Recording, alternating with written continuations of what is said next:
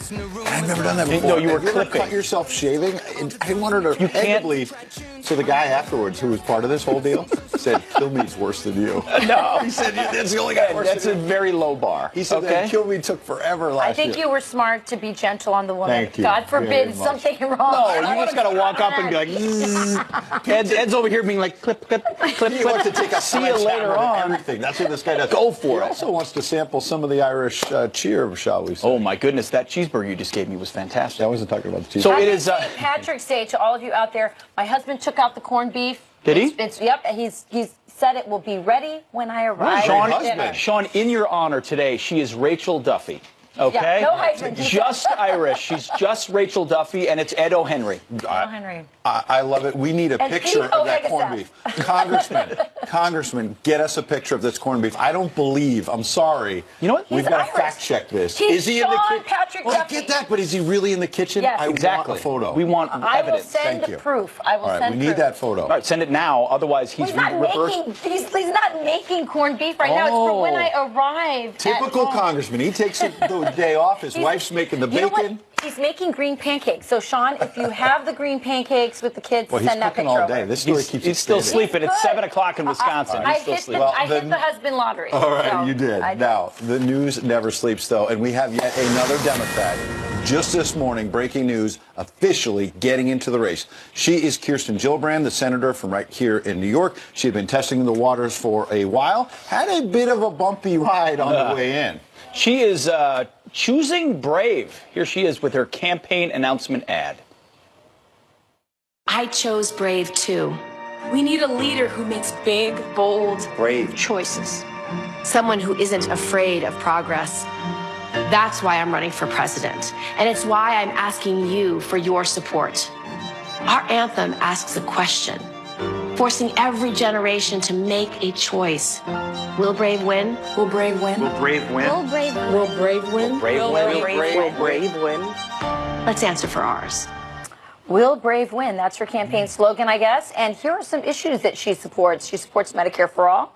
She also supports the Green New Deal, a minimum wage of $15, and she wants to abolish ICE. In addition to that, she is pushing for gun control legislation. Interesting, because when she started her political career, she came Yes. not from New York City, but upstate New York, had different positions on That's guns true. and a That's a lot great of other. point. So she was a more moderate Democrat in the Clinton mold.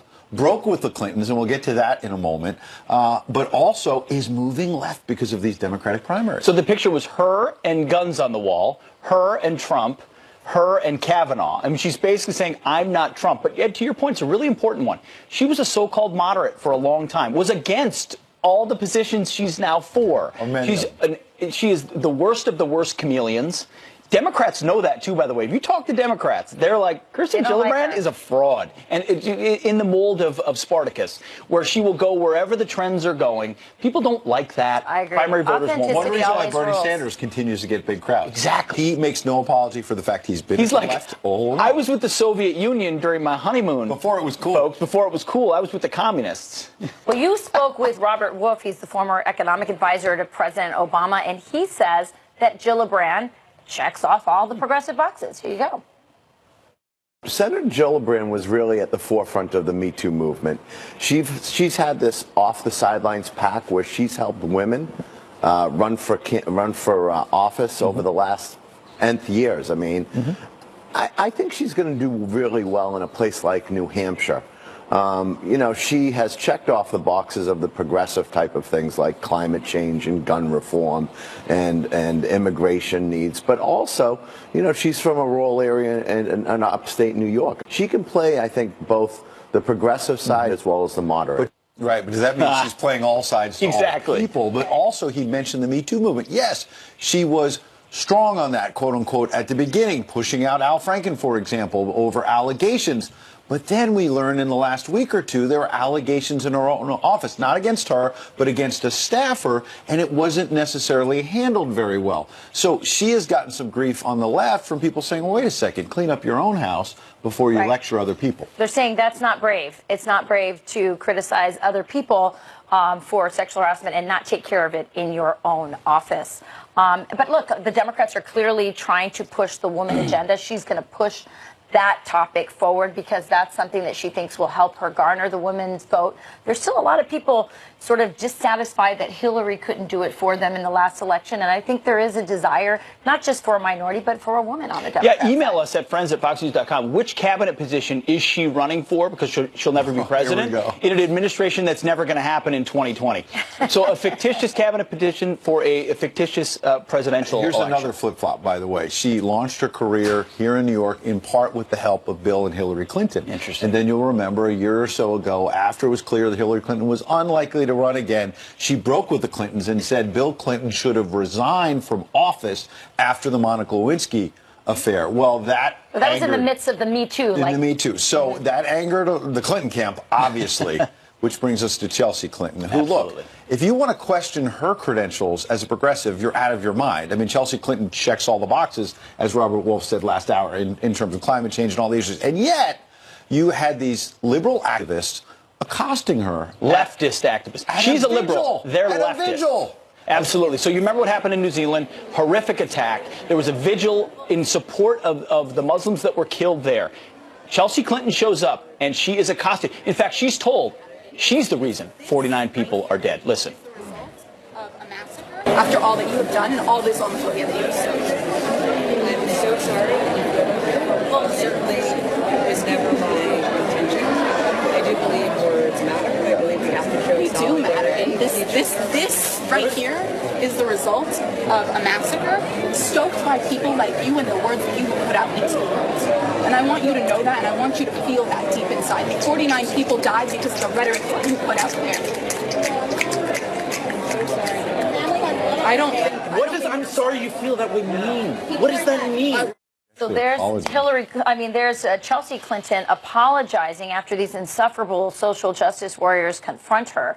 And they say that she owes Omar an apology, and she owes an apology to the Palestinians as well. She said they wrote up, by the way, these women were then later heavily criticized. They took down their account, and then they felt the need to write an op-ed, which they posted on BuzzFeed. And here's a quote from their op-ed sort of explaining their behavior and why they attacked Chelsea Clinton. It said, many have said it was unfair to connect Chelsea's words to the massacre in Christchurch. To them, we say that anti-Muslim bigotry must be addressed wherever it exists. To Chelsea Clinton, we hope that our intentions in confronting you are now clear. We believe that you still owe an apology, not only to Representative Omar, but also to Palestinians for using your platform to defame their cause. Hey, Democrats, welcome to your 2020 preview. Now, this is exactly what their primary is going to look like. It's why Joe Biden's still hesitating, I believe. Does he want to deal with this? It's interesting. Rabid leftists coming out of college campuses who are now emboldened by socialist types like Comrade Cortez, who think the old guard, Comrade Cortez, who think the old guard failed. They've had 30, 40 years, Biden, Pelosi. They didn't get it done. Climate change is still a problem. Our military is still too big. Our welfare state still too small. Our border, too many agents on the border. All of those things are purity tests for the left. Tear down the wall or not, you will see these confrontations for anyone who's not totally pure on the left. Just wait. It's coming. It's a great point. And I do think you're right that may be why Biden is a little bit hesitant. A little bit on the sidelines. Well, Yeah. you've been weighing in, certainly fired up about this. We got an email from Susan. Chelsea stood there like a lady while being accosted, praising what she did. An email from Fred said, personally, I don't care for Chelsea Clinton, even though I don't really know her, but I really defend her right to speak her mind. Good point. Yeah, it's a great point. It's And by the way, Chelsea is heavily pregnant, and what Chelsea was criticizing were some very clearly anti-Semitic remarks on the part of Representative Omar. She was right to call them out, and in the apology, Just as I'm sure she's called out anti-Muslim remarks. Well, exactly. Chelsea Clinton doesn't need to be questioned on that. You're totally right. You said it. She's heavily liberal. Like, she checks almost every box, but she's still not good enough. not liberal enough. All right. Well, we're going to turn to some headlines right now. Investigators recover another victim in the horrific New Zealand mosque attack, raising the number of dead to 50. 36 others remain in the hospital, 2 in critical condition. In the wake of the heinous shooting attacks, the Prime Minister is vowing to ban semi-automatic weapons. Cabinet members are expected to meet tomorrow to discuss changes to gun laws in New Zealand. Authorities have successfully downloaded the cockpit voice recordings from the Ethiopian Airlines crash that killed 157 people. French officials say they did not listen to the files before turning them over to investigators in Ethiopia.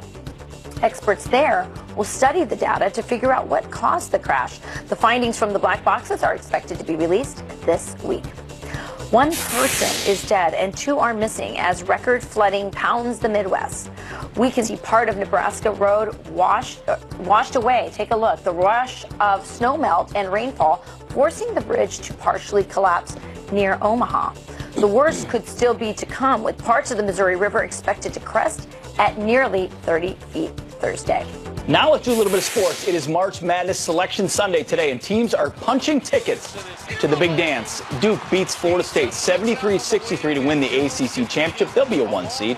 Defending national champs, the Villanova Wildcats captured a 3rd straight Big East title with a 74-72 win over Seton Hall for the Big East on Fox, as Ed pointed out. And Tennessee takes out Kentucky 82-78 to play in the SEC championship. They face Auburn today. Florida going down, Minnesota going down, Princeton going down, Wisconsin going down. But the turning will happen anyway. Michigan State playing Michigan in the Big Ten championship. That's right. Tonight, you can pick your brackets. Those are your headlines. All right. As the Venezuelan people suffer under the brutal Maduro regime, thousands here in America are now protesting who? President Trump, somehow. What do we want? U.S. out! What do we want now? What do you want to say to Donald Trump? You, Donald Trump. All your abuses of power off. Well, our own Griff Jenkins has gone from the border to, I don't even know what that was. He takes us inside the march straight ahead. Yeah. And did the Obama administration fail to address early warnings about the fentanyl crisis? The former drug czar under President George W. Bush here to explain what he calls a massive institutional failure. But first, more from the New York Metro Pipe Band and those awesome Irish dancers.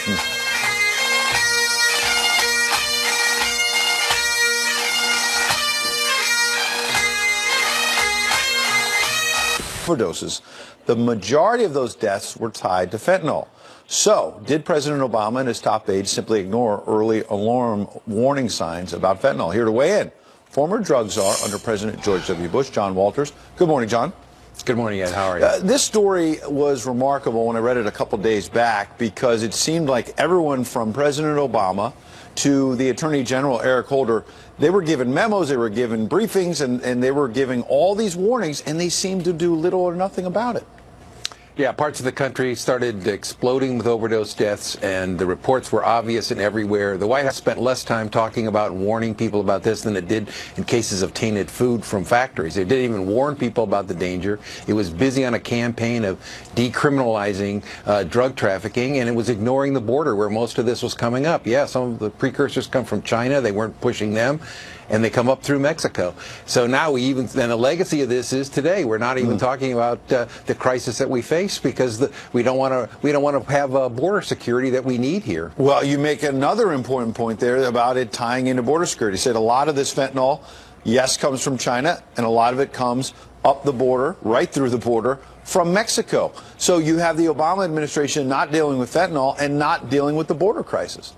Absolutely. And we still have confused Republicans and Democrats saying it's not a crisis. 70,000 people in the United States per year are dying, 200 a day roughly, from drug poisons coming across the southwest border. And that's not a crisis. I mean, that's just the kind of out of touch Washington that people in the country are mad about, and rightly so. But let's be fair with what any administration has to deal with. The Post article referred, among other things, to a letter that health experts had put together warning President Obama and his aides. You've been in these rooms before, in power, in the Bush administration. You get a lot of letters. You get a lot of briefings. You get a lot of people saying things. Why do you think the Obama administration failed to prioritize this? Yeah, you get a lot of letters. Why didn't they see this letter and say, you know what, time out, we better do something?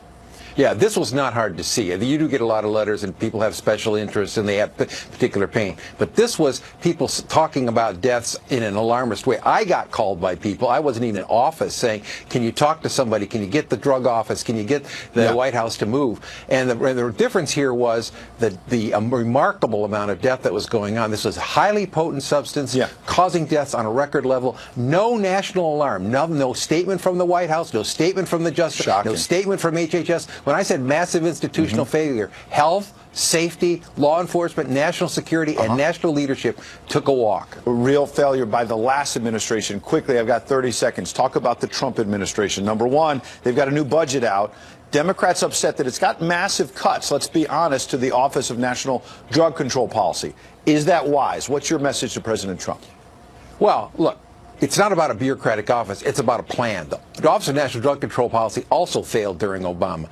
I've been in conversations with people. Look, the best thing that's happened in the last little while is the appointment of Bill Barr as Attorney General. I worked with him in the first Bush administration. He's a tough guy. President Trump made a great selection. He'll get this thing in the right direction if anybody can. One certainly hopes so. It's a major crisis in this country. John Walters, we appreciate you bringing your insights today. Thank you.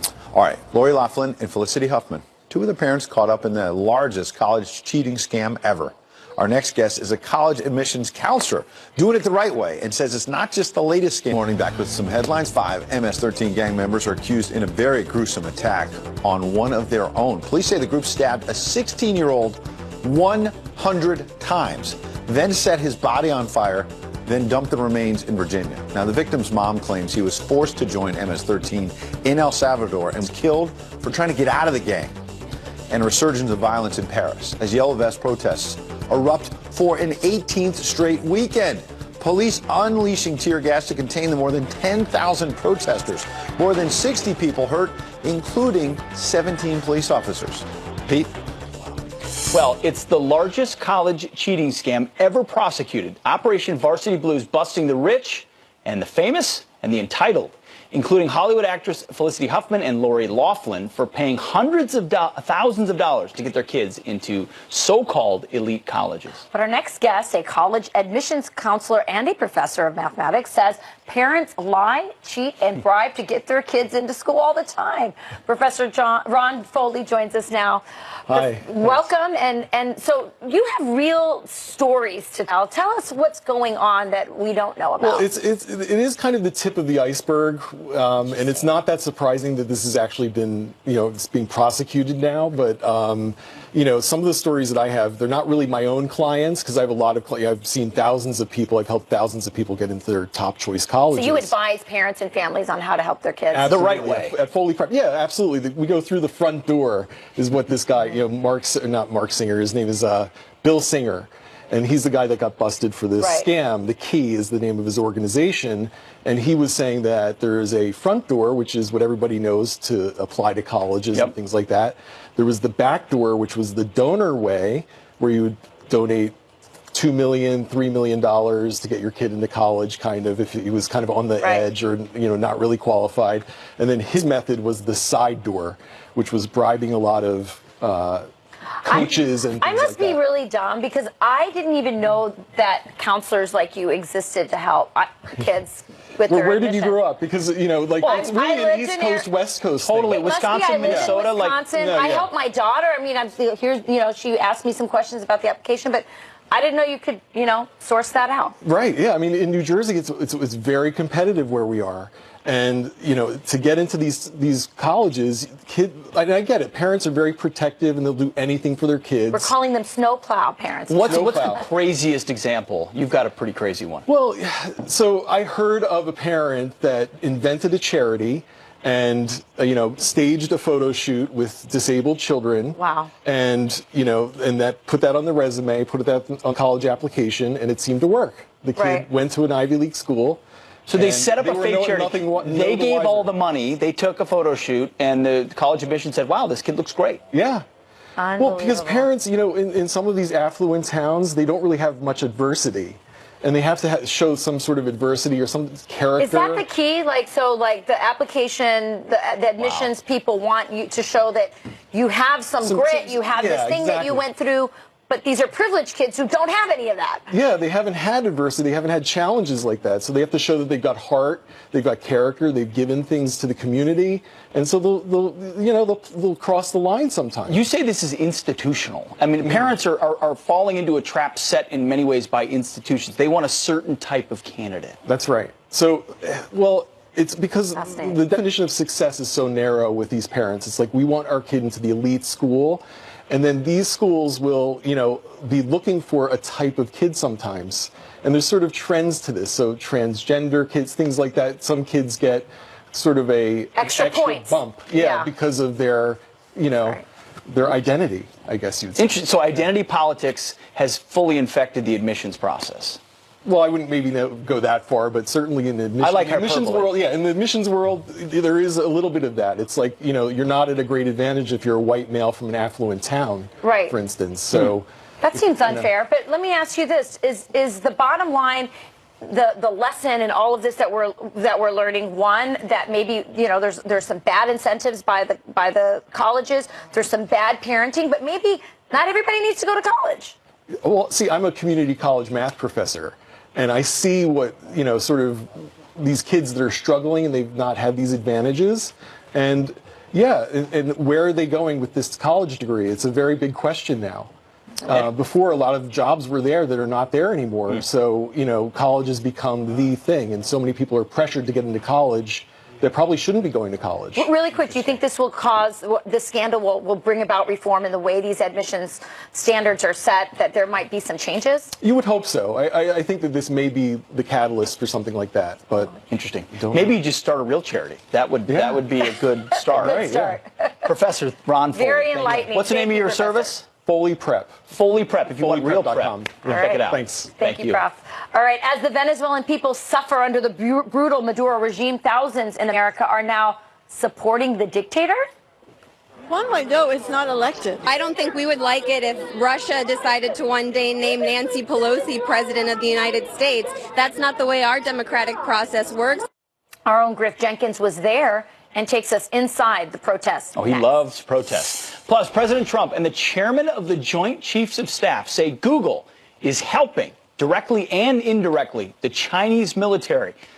This morning, the tech giant, supposedly an American company, going on the defense. And we're celebrating St. Patrick's Day, Fox and Friends style. We take you inside the Irish pub on Fox and we don't. Protests continuing in Venezuela in opposition to President Nicolas Maduro's regime. Meanwhile, in the U.S., hundreds of demonstrators took to the streets this weekend to protest President Trump and his strategy for Venezuela. Our own Griff Jenkins was in D.C. for the Hands Off Venezuela rally. Joins us now. Griff, what's the truth? Welcome, Griff. Good morning, guys. Yeah, hundreds of protesters under the banner Answer Coalition believe that the Trump administration is engaging in a coup in Venezuela, trying to replace the rightful president, Nicolas Maduro. Here's what happened.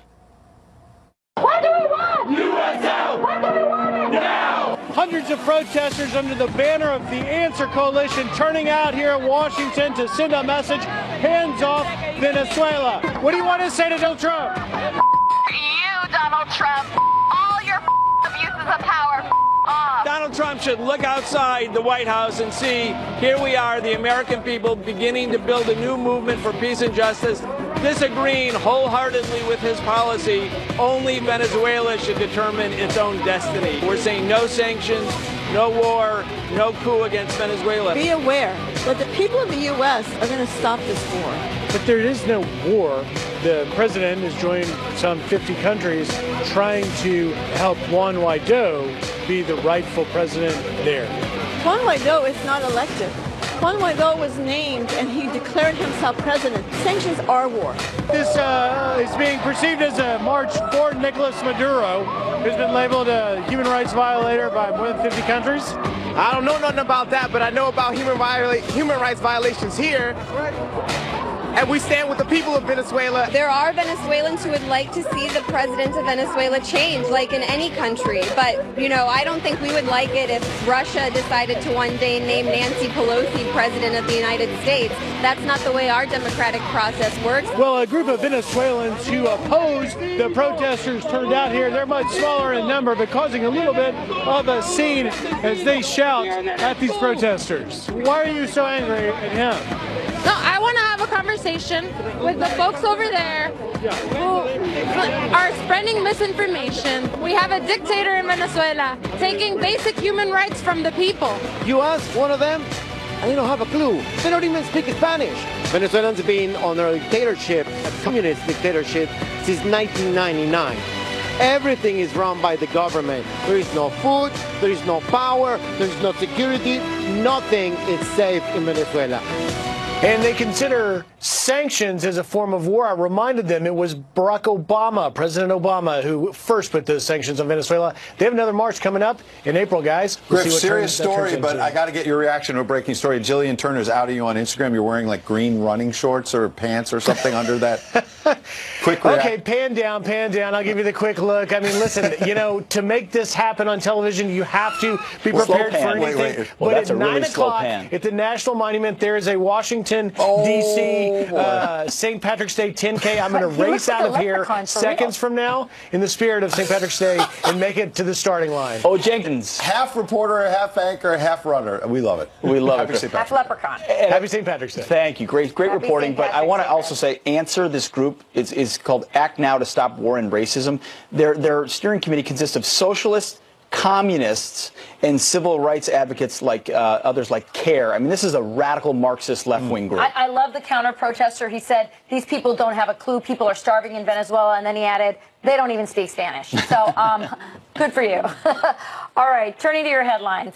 Google is responding after President Trump and the chairman of the Joint Chiefs of Staff accused the tech giant of helping the Chinese military. The president tweeting in part, quote, Google is helping China and their military, but not the U.S. Terrible. In a statement, a Google spokesman said, quote, we are not working with the Chinese military. We are working with the U.S. government, including the Department of Defense. Colorado joins the growing list of states to base electoral votes off the national popular vote. The governor signing the law Friday to give his states 9 electoral votes to the presidential candidate who wins the popular vote. 11 other states and D.C. have passed similar measures. So far, the movement has 181 electoral votes of the 270 that are needed for the measure to take effect. A little girl's dream comes true when she gets to sing for her idol mid-concert before thousands of people take a look.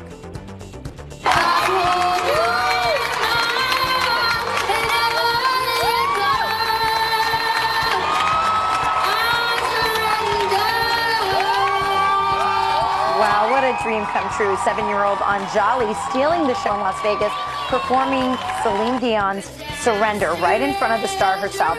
The music legend then asked for the girl's autograph and gave her a big kiss and a hug. And those are your headlines.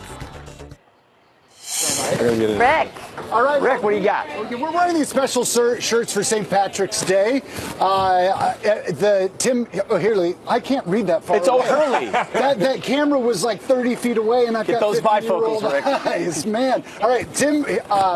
Hurley. I get call worse. It's okay. Is here to tell us what O-Pete is all about. So this St. Patrick's Day, you don't need an O or a Mac in your surname. You don't need an Irish passport. But if you want an O in your surname, we got O everyone. So our good friends at Irish Central, we've done these customizable T-shirts that you can celebrate St. Patrick's Day with an O in your name. We're bringing St. Patrick's Day to unexpected places all across LA, Boston, Chicago, New York. So get out there, enjoy it.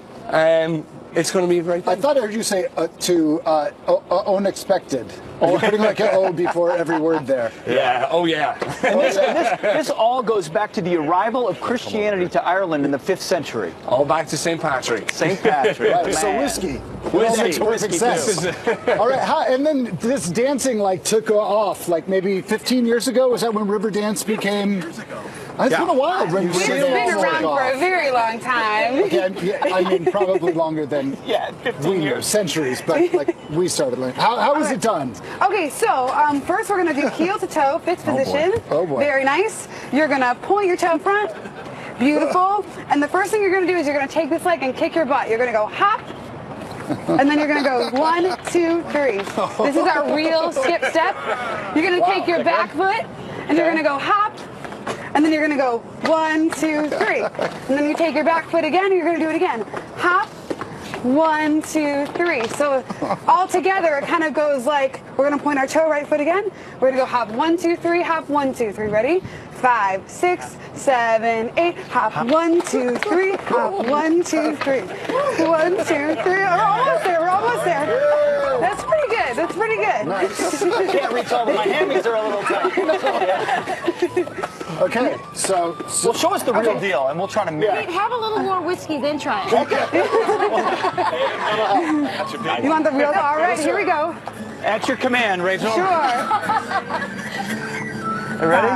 5, 6, 7, 8.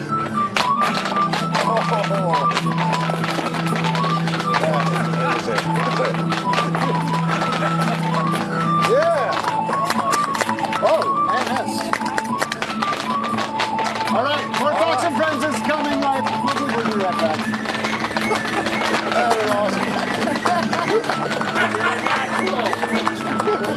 Come on, don't stop me. I was rolling. You gotta do the ending pose. What's the ending pose? Here you go. More Fox and Friends. Yeah, very nice. Reporters sat on a bombshell report on Robert Francis Beto O'Rourke for 2 years. They report, quote, in an interview in late 2017, O'Rourke acknowledged that he was the member of a group on the understanding that the information would not be made public until after his Senate race against Ted Cruz in November 2018. So is the media trying to protect another 2020 Democratic hopeful? Here with his reaction is media reporter for The Hill and radio talk show host on WOR, Joe Concha. So, Joe, it's one thing to have behind-the-scenes access and wait until after the campaign. It's another thing to have information relevant to that campaign or that candidate and not talk about it. And remember, Pete, nice tie, by the way. That's a Thank good you, one. Sir. Hey, it's one thing to have that story in a type of race where it's a 40, 50-point race and it's not going to have any bearing on it anyway. I think you report everything. But in this case, remember, a lot of people thought that Beto O'Rourke had a very good chance to beat Ted Cruz in a deep red state. And it's that kind of story that could have made the difference between winning and losing. Now, Cruz still won by about 2.5 points anyway, but you got to go report that. And remember, Pete, I always go back to Brett Kavanaugh and all the things we learned from that coverage then. Remember, they talked about how he threw ice at people in a bar one time, maybe during a fight. They went through his yearbook. They went through his pledging activities when he was at Yale. All those things were dug into in fair game based on evidence that was not corroborated in any capacity in terms of the allegations against him. So if it's a Republican, this stuff seems to get out, doesn't it? When it's a Democrat, not so much. You know, and it'd be one thing if it was nothing, but even Beto O'Rourke himself admitting to the Texas Tribune about this, he's not happy. He's not proud of it. He said, not anything that I'm proud of today. He says, I'm mortified to read it now. Incredibly embarrassed. So what he did as a member of this hacker group is something he's not proud of and maybe voters would want to know about. Absolutely. And look, also, I think the bigger story is when he had a DUI when he was 26 years old. He got into a crash with a truck, and then the police report says that he tried to flee the scene. And he just did an interview this week where he said he didn't try to flee. Well, either the police officer's lying or he's lying, but either way, if this person's running for president, that's kind of a big deal because people could have died in that situation. And look, and what he wrote in that fictional story, by the way, Pete, yeah. I mean, that's some creepy stuff. I know he was 15, and I don't like going back and looking at words that people said years and years ago. But in this case, it's almost an exception because he writes this: as I neared the young ones, I put all my weight, young ones being 2 young kids, on my right foot, keeping the accelerator pedal on the floor until I heard the crashing of 2 children on my hood. And then the sharp cry from one of the 2. I mean, I get he was 15 and it's fiction, but that's weird. I don't know how else to put that. Well, yeah, and to your point, that kind of weird stuff would be dissected endlessly if this were a viable conservative Republican. Briefly, a couple seconds, will this double standard ever stop? No. Is that short enough for you? Of course not. I don't see any pattern where it will. Well, Joe, great answer, great tie, and excellent radio program, too, by the way. Heard it recently. Good stuff. Thanks, Pete. Appreciate it. Thank you. Well, I do live in the tri-state area, so I hear it. WOR. Appreciate it. Good stuff. All right, well, Christopher Steele now reportedly admitting he used an unverified media report to back up the anti-Trump dossier. Sarah Carter has been following this story from the beginning. She joins us next hour. And a veteran-owned company isn't just selling soda, it's helping our heroes. Wild Bill's old-fashioned soda pop company is here to share their mission live. Wild Bill's old-fashioned soda pop company is a veteran-owned and operated business that makes it their mission to hire vets and help them transition back into civilian life. Now joining us now, Wild Bill's old-fashioned soda pop company president and CEO James Ferguson, director of sales Josh Frazier, and one of their general managers, Courtney Brown. Welcome all. Talk about the mission. Thanks for having us. So we are we work with companies and marketing firms and promote their brands at the biggest and best events around the country. We can put any logo on any style of mug, put it in the hands of 200,000 people nationwide every year. The Diet Root Beer is awesome. It is good. That's one of the fan favorites. Yeah, that's the whole idea. And the point for us is we view it as a great platform to provide transitioning NCOs. These two guys I served with in Afghanistan, they were my squad leaders, and it's a great entrepreneurial business for them to transition and apply that leadership that they know and those intangibles to help us grow business. So you served together in Afghanistan, all you guys. We did. Was there a point when you were sitting together in the dirt one day and said, let's start a company? No? 10 years ago, we would never thought we would be in downtown New York in front of you guys. So when did the idea come up? Serving soda. So we were looking for a platform that we would be able to kind of apply those intangibles that we talked about to grow a business, and when we saw Wild Bill's, we knew right away it's the perfect fit. A lot of the things that we do in the operating force is just preparing for missions, getting the gear ready, training the team, and then heading out and operating. It's the same thing, except now we're not trained to go to the field, we're trained to go out and work events. Can you talk about that transition? What's it like? Yes, sir. So in the Southeast region, I lead a business unit where I'm in charge of the operations and the financial P&L on a daily basis.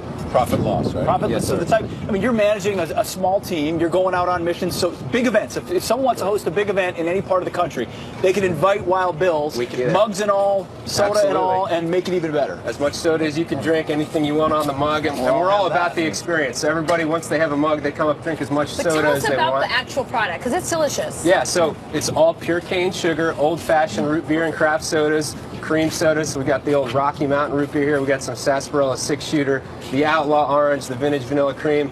My favorite thing to do is mix a couple flavors. Sure. You can kind of be making your own. It's kind of like the MRE chef. Yeah, that's right. You just dump a bunch of stuff together and make it taste. It'd probably go good with like whiskey on. You know, we were going to talk to the Tullamore guys. If you're watching, it does. We don't care what you put in the mugs. The mugs are great for everything. So it's my favorite beer drinking mug at home. And where can people find how can they find you? People can find us online at wildbillsoda.com, and then at all the biggest and best events around the country. We do between 300 and 400 events nationwide. Wow. Once you get a mug, you come out and see us. Anytime you see us anywhere else, $5, you get unlimited soda again. What is it, Wild Bill? WildBillSoda.com. And you're a partner as well? Yes. In terms of Wounded Warriors? Yeah, so we have a partner nonprofit that's a nonprofit I started called Warrior Reunion Foundation. Okay. And what we do is provide reunions to reconnect units who deployed overseas together. Super at the small important. That's how helps you transition a great Oh, yeah, deal. big time. That's where this all started. Thank you. Thank you so much for having It's us. just one giant reunion that's a company. Yeah, that's about right. That's pretty good, too. Thanks, guys. Did Joe Biden just spoil the surprise? I have the most progressive record of anybody running for the anybody who would run. A slip up that has everybody talking this morning. Plus, she's called the